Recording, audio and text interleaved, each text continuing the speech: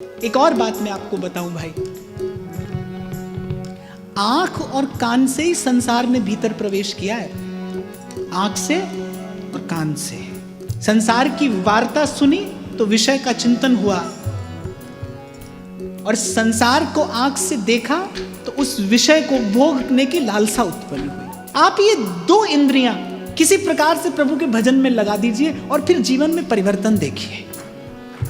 ये दो इंद्रियां। अब मन में प्रश्न उठ सकता है, भाई सत्संग नित्य नहीं मिले तो क्या करें? वैसे तो मुझे लगता है कि आज तो विज्ञान की कृपा से ही मैं कहूंगा कि सुनना चाहें तो खूब सत्संग उपलब्ध है, हो ही रहा है। पर फिर भी किसी काल में किसी स्थिति में आपको लगे आज सत्संग नहीं मिले तो क्या करें, कम से कम संसार की चर्चा मत सुनिए। मैं तो बार बार कहता हूं भाई, कभी भजन में मन ना होवे चादर ओढ़कर सो जाओ, लेकिन संसार की बात मत सुनो, संसार की चर्चा ना सुनिए। और मैं तो यहां तक कहता हूं भाई, 4 माला जपने से उतना लाभ नहीं होता जितना संसार की 4 बात सुनने से हानि होती है।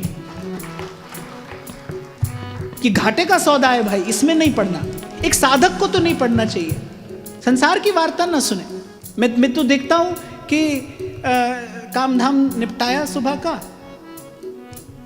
और यहां माता जी लोग, वहां भाई लोग 8-10 जन बैठ गए, सारे संसार की बात कर ली,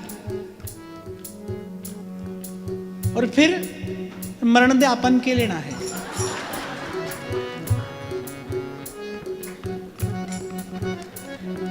ना भाई, साधक को तो इसमें नहीं पढ़ो, सत्संग मिले न मिले पर संसार की वार्ता नहीं करिए।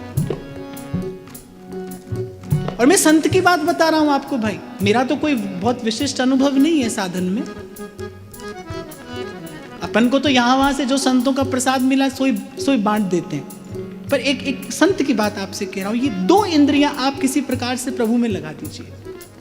प्रभु का दर्शन नित्य हो और प्रभु का प्रसाद नित्य पाया जाए। और किसी दिन सन्मुख खड़े होने का अवसर न मिले तो अपने घर में ही प्रभु के विजय स्वरूप का दर्शन करिए। और नहीं तो एक शायर तो कहता है, दिल के आईने में है तस्वीर यार, बस जरा गर्दन झुकाई देख, नेत्र मूंद कर हरि तेरी लीला की सुधि आवे। किसी भी प्रकार से पर जीव प्रभु के सन्मुख हो।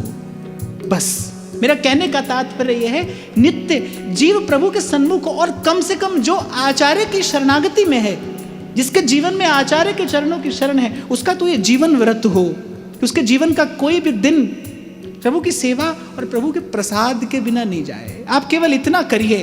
अरे भगवान के परम प्रिय भक्त महाभागवत भगवान की विजय मूर्ति श्री उद्धव जी तो कहते हैं कि हे गोविंद, आपके प्रसाद के बल से हमने आपकी माया को जीत लिया है। हमें आपकी माया से कोई भय नहीं है। क्यों? क्योंकि हमारे तन पर आपका प्रसादी अंगराग है। आपके उच्छिष्ट वस्त्र आभूषण आदि आपने कृपा करके हमें दिए हैं। आपका उच्छिष्टामृत हम पाते हैं। और मुझे लगता है जो प्रसाद का भी प्रसाद है वो प्रभु का चरणामृत है, जिसके पास प्रभु के चरणों की चेतना है, वो चरणों से लिपटते हुए आया है। और जैसा आपको मैंने कहा ना भाई, कि प्रसाद कुछ और नहीं, प्रभु ही आते हैं अपने भक्त का स्पर्श करने, अपने भक्त का आलिंगन करने।